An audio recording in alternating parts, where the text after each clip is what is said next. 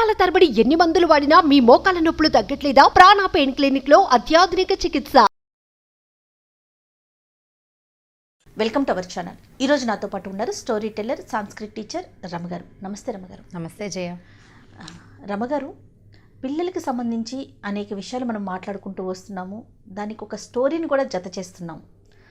So మనకి కింద చాలామంది రకరకాల విషయాల గురించి మీరు డిస్కస్ చేయండి, ముఖ్యంగా టీనేజ్ పిల్లలని, చిన్న పిల్లలని అడుగుతున్నారు. అందులో భాగంగా ఫుడ్కి సంబంధించి కూడా చిన్నపిల్లలకి ఏ విధమైన ఆహారం పెట్టాలి ఏంటి అని కూడా. సో అవన్నీ మనం మాట్లాడుకుందాము. ఈరోజైతే ఇప్పుడైతే మొండితనం అనే టాపిక్ గురించి మాట్లాడుకుందాం రమగారు. దీనికి సంబంధించి కూడా చాలామంది మదర్స్ కామెంట్ పెడుతున్నారనమాట. మా పిల్లలు కొంచెం మొండిగా ఉంటున్నారు, మాట వినట్లేదు, లేజీగా బిహేవ్ చేస్తున్నారు. ఆ మొండితనంలో భాగమే ఇవన్నీ. తర్వాత మంకు పట్టు పట్టడం, అంటే వాళ్ళు ఏది కావాలి అంటే అది ఆ క్షణాల్లో ఇచ్చేసేయమంటున్నారు. ఇవ్వకపోతే నోటికి వచ్చినట్టు మాట్లాడటం, అలా బిహేవ్ చేయటం చేస్తున్నారు. సో దీనికి సంబంధించి రమగారితో ఏదైనా ఒక మంచి స్టోరీ రూపంలో చెప్పించండి అనేసి మనకి కామెంట్స్ వస్తూ ఉన్నాయి.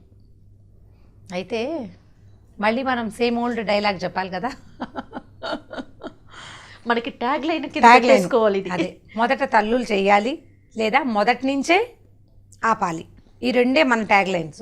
ఏ పనైనా పిల్లలకి నేర్పాలంటే, పిల్లలకి సరైన ప్రవృత్తి కావాలంటే తల్లులకి సరైన ప్రవృత్తి ఉండాలి. నెంబర్ 1 అది తెలిసిందే మనకి, అంటే జనరల్ ట్యాగ్ లైన్. అండ్ రెండోది, పిల్లల్లో దుష్ప్రవర్తన లేదా మొండితనం, మకురుతనం, క్రాంకీగా బిహేవ్ చేయటం, కావాల్సిన వస్తువు ఇవ్వకపోతే తిక్క పుట్టి ఏడవడాలు, ఏదైనా చేయడానికి తెగించేసేటాలు, అవన్నీ కూడా ముందు నుంచే ఉంటాయి జయ. పిల్లలు ఒక 5-6 నెలల వయసు అప్పుడు ఏదైనా వస్తువు కోసం ఏడుస్తున్నారు, అప్పటికి రాదు, 5-6 నెలలు రాదు, 8-9 నెలలకి ఏదో చిన్న ఆట వస్తువు ఉంటుంది, అది వాడి చేతిలో నుంచి తీసుకోగానే కేవుమని ఏడుస్తారు పిల్లలు.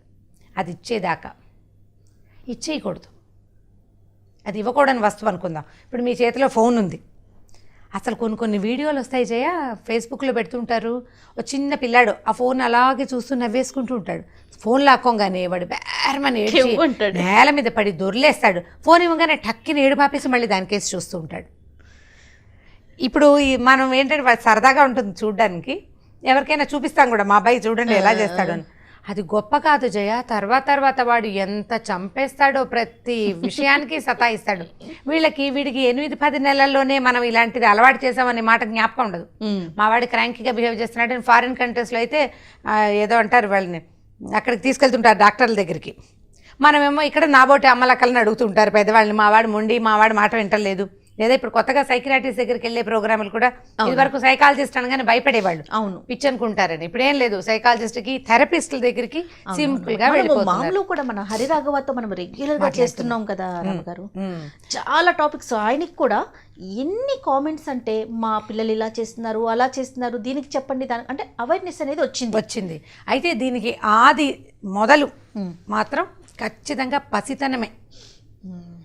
ఏనర్థం, 2 ఏళ్ల లోపల పిల్లలకి మొండితనాలు, ఏడ్చి సాధించటాలు, క్రాంకీగా బిహేవ్ చేయటాలు, అవన్నీ ఎర్లీ ఏజ్లోనే వస్తాయి. అంటే ఏమిటి, చంటి పిల్లాడికి వాడి చేతిలోని వస్తువు లాగేసుకోవాలా, ఇవ్వకూడదా, అలా ఏడిపిస్తామా పిల్లల్ని అని అడిగితే నేను సమాధానం చెప్పలేను. ఇప్పుడు ఆన్సర్ లేదు నా దగ్గర. మీరు సిచ్యువేషనల్గానే యాక్ట్ చేయాలి. ఇప్పుడు ఓ వస్తువు ఇచ్చాం ఆడుకోవడానికి, ఎలాంటి వస్తువు ఇస్తాం, వాడు ఆడుకునే రకందే, ఏదో గలగల్లాడేదో ఊగేదో వాడు నోట్లో పెట్టుకున్నా పర్వాలేదనుకునే, హాని కలగంది నోట్లో పెట్టుకున్నా పర్వాలా, వాడు దాన్ని చీకేసి చప్పరిచేసి కొరికేసినా నష్టం లేదు. అది తగిలితే వాడు ముక్కో మొహమో పగలదు అనుకునేవే ఇవ్వాలి. అంతేగాని మీరు సెల్ ఫోన్ ఇస్తే, సెల్ ఫోన్ ఇవ్వచ్చా, ఇవ్వకూడదు. అసలు ప్రధాన ఆట వస్తువు ఏంటి అంటే ఇప్పుడు సెల్ ఫోనే. అవును, నేను బజార్లో చూస్తాను, ప్రతి చంటాడి చేతిలోనూ సెల్ ఫోన్ ఉంటుంది. ఫుడ్ కూడా జయ, ఏడాది లోపల పిల్లలకే అమ్మో నాన్నో ఒకళ్ళు ఎత్తుకుంటారు, రెండో వాళ్ళు ఐస్ క్రీమ్ కోను ఒక కప్పులోంచి ఒక చిన్న ఐస్ క్రీమ్ తీసి వాడి నోట్లో పెడుతుంటారు.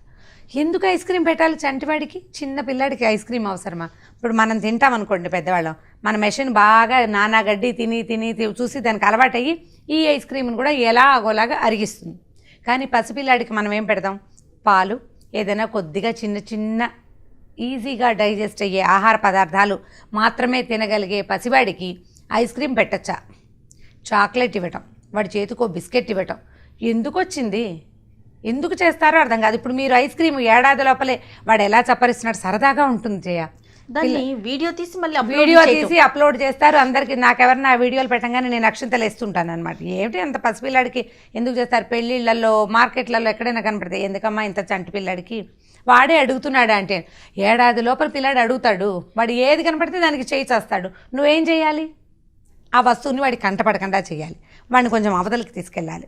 పిల్లల్ని మరిపించడం చేత కాకపోతే ఎట్లా?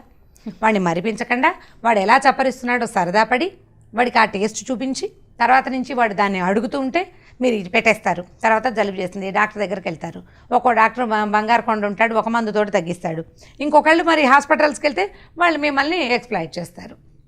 పోనీ ఎక్స్ప్లాయిట్ చేస్తారు, చేయించుకుంటావు అనుకో, నీకు ఓపిక ఉండి. పిల్లాడి సంగతి, వాడి గ్రోత్, వాడి హెల్త్, వాడి ఆరోగ్యం అవన్నీ పోతాయి కదా. అందుకని ఇది మొదటినే చేయాలి జయ. ఇవ్వకూడని వస్తువులు ఏం చేసినా పిల్లలకి ఇవ్వకూడదు. ప్రధానంగా చూపించకూడదు. ప్రతిదీ చూపించటం వాడికి. తర్వాత వాడు అడిగాడని, మంకుపట్టు పడుతున్నాడని, ఏడుస్తున్నాడని, క్రాంకీగా ఉన్నాడని ఇస్తావు. ఇప్పుడు ఒకరోజు వాడు దాంతో సరదాగా ఆడాడు అనుకుందాం. ఇవ్వకూడని వస్తువులు అంటే మన దగ్గర ఇప్పుడు సెల్ ఫోనే ఉంది ప్రత్యేకంగా, అంటే ప్రధానంగా చెప్పగలిగే వస్తువు. రెండో రోజు వాడు ఏడుస్తుంటే తల్లి ఏం చేస్తుంది? ఫోన్ తీసుకొచ్చి చేతిలో పెడుతుంది. వాడు అది చూసుకుంటూ ఉంటాడు, అమ్మ పని చేసుకుంటుంది. 2 రోజులైందా? 3వ రోజుకి అలవాటైపోయింది. నువ్వు వాడికి అన్నం పెట్టాలంటే ఫోన్ ఇస్తావు, వాడు ఆడుకోవాలంటే ఫోన్ ఇస్తావు, అక్కడి నుంచి వాడు ఏడవకుండా ఉండాలంటే ఫోన్ ఇస్తావు, నీకు పని ఉన్నప్పుడు ఫోన్ ఇస్తావు. ముఖ్యంగా 3వ పాయింట్ రమ్మగారు, మనకి ఏదన్నా పని ఉన్నప్పుడు పిల్లలకి ఫోన్ ఇచ్చేసి పక్కన కూర్చోబెడతారు. తర్వాత మానేమంటే మాన్తాడమ్మా? చెప్పండి. నేర్పించడం ఎంత సులువు, మాన్పించడం కష్టం. అందుకని నేర్పకూడదు. పిల్లలకి ఇవ్వదగ్గ వస్తువులు కోకొల్లలు ఉన్నాయి. ఎన్ని ఉన్నాయో. ఎందుకు? ఆలులు, టమాటాలు శుభ్రంగా కడిగేసుకోండి వంటింట్లో. పిల్లాడు పాకుతూ వచ్చాడు, వాడికి ఏదైనా ఇవ్వాలి. ఆ టమాటాలు వాడు ఎదుగుండా దిమరించండి, నోట్లో ఎర్రగా కనపడతాయి. ఆడుకుంటాడు. నోట్లో పెట్టుకున్నా నష్టం లేదు. శుభ్రంగా కడిగి పెట్టుకోండి. చిలకడ దుంపలు పెట్టచ్చు, 4 క్యారెట్లు పడేస్తే పీకి లాగి ఆడుకుంటాడు. ఫోన్ ఇవ్వక్కర్లా. కనీసం ఇంట్లో ఇడ్లీ ప్లేట్లు లాంటివి అవి టంగ్ టంగమని మోగుతాయి, కింద పెట్టామనుకో శబ్దం వస్తుంది, ఆసక్తికరంగా ఉంటుంది. కాస్త మోతగా ఉన్నా పిల్లాడికి హార్మ్ఫుల్ కాదు. తర్వాత కాలంలో అది మానడేమోనన్న అనుమానం మీకు ఉండదు. ఫోన్ ఇవ్వకూడదు. మీరు ఒక విషయం అడిగారు, నేను ఫోన్ మీదకి వెళ్ళిపోతున్నాను. నాకు ఎవరిని చూస్తే నాకు చాలా ఇరిటేటింగ్గా అనిపిస్తుంది జయ. ఎందుకు చంటి పిల్లలకి వీళ్ళు ఫోన్లు ఇస్తారు? ఎందుకు ఈ చెత్త అంతా పెడతారు? రమ్మగారు, నేను డిఫరెంట్ చాలా మంది గెస్టులతో మాట్లాడుతున్నాను కదా, ఎవరు ఏ టాపిక్ మాట్లాడినా దీని మీదకి ఫోన్ విషయం మాట్లాడకుండా అసలు ముందుకు వెళ్ళలేకపోతున్నాం అనమాట. ఏం చేస్తున్నారంటే, ఇది వరకు జయ పిల్లలకి రకరకాలు నేర్పించడానికి మనం పాటలు, పద్యాలు ఏవో చెప్తాం. ఇప్పుడు ఏం చేస్తున్నారంటే ఈ ఫోన్లలో ఇవి వస్తాయి, రైమ్స్. బాగుంది, చక్కగా పిల్లాడు రైమ్స్ ఏదో నేర్చుకుంటాడు, ఏదో చూస్తాడు. కానీ రైమ్ వినకుండా విజువల్గా చూడడం అలవాటు చేశారు. ఫోన్ చేతిలో పెడితే వాడు సినిమా పాటలో, లేకపోతే రైమ్సో, లేకపోతే ఈ చిన్న చిన్న కార్టూన్స్తో వచ్చే చిట్టి చిట్టి కథలో చూస్తుంటాడు.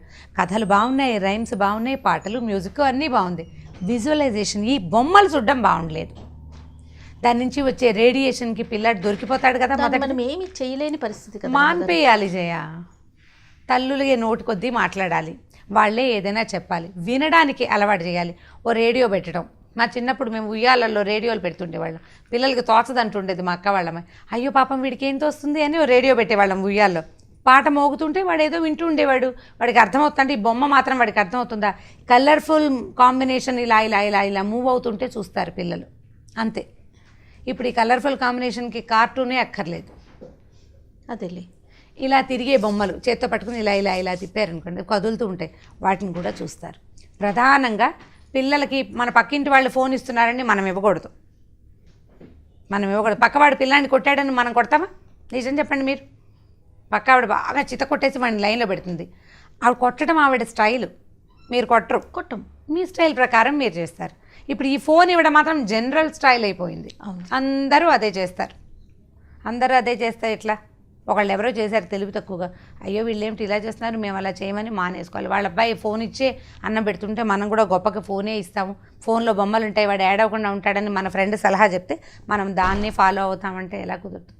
క్రాంకీగా అయ్యారు పిల్లలు అంటే ఇలాగే అవుతారు. మీరు అలవాటు చేస్తారు, తర్వాత మాన్పలేరు, అంతే. ఇక ఇందులో ఇక రెండో ప్రశ్నే లేదు, వేరే సమాధానము లేదు. మనం నేర్పిందే. దాంట్లో నుంచి బయటపడేయడానికి ట్రై చేయాలంటే బాగా చిన్నపిల్లల తల్లులు ఎవరైతే మామ్లో వ్యూవర్స్లో ఉన్నారో వాళ్ళు కనీసం ఫోన్లు ఇవ్వడం మానేయాలి. First rule. మొట్టమొదటి రూల్, అసలు ఫోన్కి పిల్లవాడికి సంబంధం లేదు. మనమే పడుకున్నప్పుడు దిళ్ళ దగ్గర అక్కడ తలగడ దగ్గర పెట్టుకోకూడదు, రేడియేషన్ వస్తుంది. పిల్లల దగ్గర పెడితే ఎలాగమ్మా, ఎట్లా చెప్పండి, చేయకూడదు కదా. ఓ పక్కన చెప్తున్నారు, అయితే ఇది ఎలా ఉందంటే ప్లాస్టిక్ వాడకండి, ప్లాస్టిక్ చాలా హార్మ్ఫుల్ అని మొత్తం కోడేకి వస్తుంది ప్రపంచం అంతా. ఎందుకు ప్లాస్టిక్ కంపెనీలని గవర్నమెంట్ మూసేదు చెప్పండి? నాకు అసలు అర్థమే కాదు. ప్లాస్టిక్ వాడద్దు, పర్యావరణానికి హానికరమని అసలు ఏ టీవీ పెట్టండి, న్యూస్ ఛానల్ మధ్యలో కూడా వస్తుంటాయి పర్యావరణానికి హానికరం ప్లాస్టిక్ దగ్గర. నువ్వు చేయడం మాని, మేము వాడడం మానేస్తాం. ఇండస్ట్రీని క్లోజ్ చేసేయండి. యూకేలో అస్సలు ప్లాస్టిక్ కనపడవట, అన్ని బాటిల్సే చేయ, గ్లాస్ జార్స్లోనే వాళ్ళ కాఫీ పళ్ళు టీ పళ్ళు కూడా దొరుకుతాయి. బ్రౌన్ కవర్స్లోనే వాళ్ళకి వస్తువులు పెట్టిస్తారు. ప్లాస్టిక్ 99% కనపడదు. అందరి ఇళ్లలోనూ గ్లాస్ జార్సే ఉంటాయి, లేదా స్టీల్ ఉంటుంది.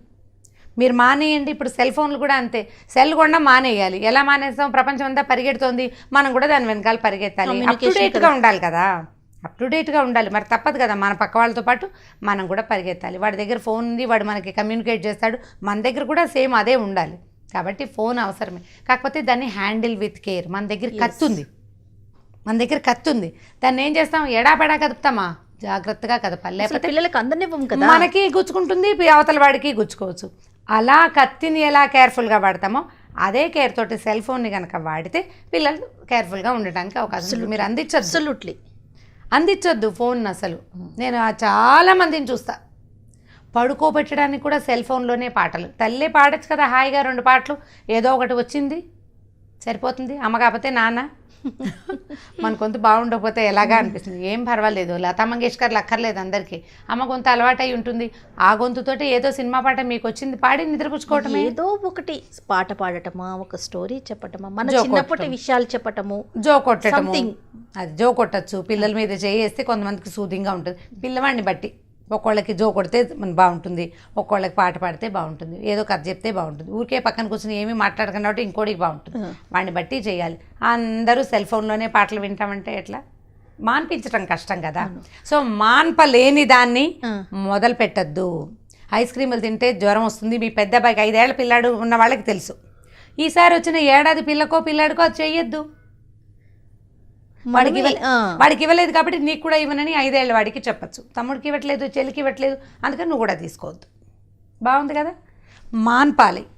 ఇప్పుడు మీరు మాన్పించారు, మీ ఎదురుకుంటా వాళ్ళు చేస్తున్నారు అనుకోండి, వాళ్ళకి చెప్పడమే నాలాగా పాఠం. నేనైతే ప్రైవేట్ క్లాస్ ఎవరికైనా చెప్పిస్తాను.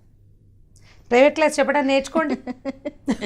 ప్రధానంగా మనం చేయకూడదు అనుకుంటున్న పనిని ఎదుటి వాళ్ళు చేసినప్పుడు, ఇప్పుడు ఏంటంటే మా ప్రైవసీని భంగం చేస్తున్న ఫీలింగ్స్ వస్తాయి వాళ్ళకి. మా ఇష్టం కదా మీకెందుకు అని మాట్లాడతారు. మీకెందుకు అంటే పిల్లల ఎవరికైనా పిల్లలే కదా, అంతే కదా రమ్మగారు కదా. కాబట్టి కొంచెం కానీ ఇక్కడ ఇంకొక విషయం రమ్మగారు, ఇప్పుడు మనం పిల్లల ముందు చేయకూడదు, వాళ్ళకి నష్టం కలిగించే పని అనుకుంటున్నాము. ఫోన్ ఉంటుంది, ఖచ్చితంగా మనం మాట్లాడాలి, అది కూడా వాళ్ళ ముందే మాట్లాడాల్సిన అవసరం ఏర్పడుతుంది. మరి దానికి వాళ్ళు కూడా అట్రాక్ట్ అయిపోతున్నారు కదా పిల్లలు. కొంచెం తగ్గించుకోవాలి. మరి ఫోన్లలో మాట్లాడడం కూడా తగ్గించండి అని చెప్తున్నారు కదా. అప్పుడు ఏం చెప్తాము? పిల్లలకి ఇది పెద్దవాళ్ళు వాడే వస్తువు, నువ్వు వాడకూడదని చెప్తాం. వీళ్ళు ఇంకొకటి ఉంది తెలుసా, అసలు అంటే మీరు కూడా చూసుంటారు, మీరు చేస్తున్నారేమో బహుశా. ఈ ఏడాది లోపల మన దగ్గర ఒక పాప అయిందనుకోండి, ఫోన్ అమ్మమ్మ ఫోన్ చేస్తుంది, దానికి ఇవ్వు ఫోన్ అంటే, ఏడాది లోపల చంటి పిల్లకి ఫోన్ ఇవ్వటం ఎందుకు? ఆ ఫోన్లో అదేదో అంటుంది, వాళ్ళకి సంతోషంగా ఉంటుంది. ఎంతసేపు ఫోన్ చిన్నపిల్లలకి ఇచ్చి మాట్లాడిస్తారు. నిజంగా అవును రమ్మగారు, నేను ఎంతమందిని చూస్తానో. దానికి దానికి ఏమొస్తుంది? దానికి ఫోన్ పట్టుకోవటం రాదు, మనమే పట్టుకుంటాము. అవతల వాళ్ళు ఏమంటున్నారో దానికి తెలీదు.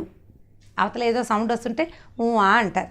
సంవత్సరం లోపల పిల్లలు అంతకంటే ఏం చేస్తారు? ఈ ఏడాది లోపల పిల్లకి ఈ మంచి బ్రహ్మాండమైన ఇంత పెద్ద సెల్ ఫోను, అది దాని చెవి దగ్గర పెట్టడం అసలు సేఫ్ కాదు. అది ఈ చిన్న పిల్లలతోటి ఫోన్లలో మాట్లాడించడం సేఫ్ కాదు, అది కూడా చేయకూడదు.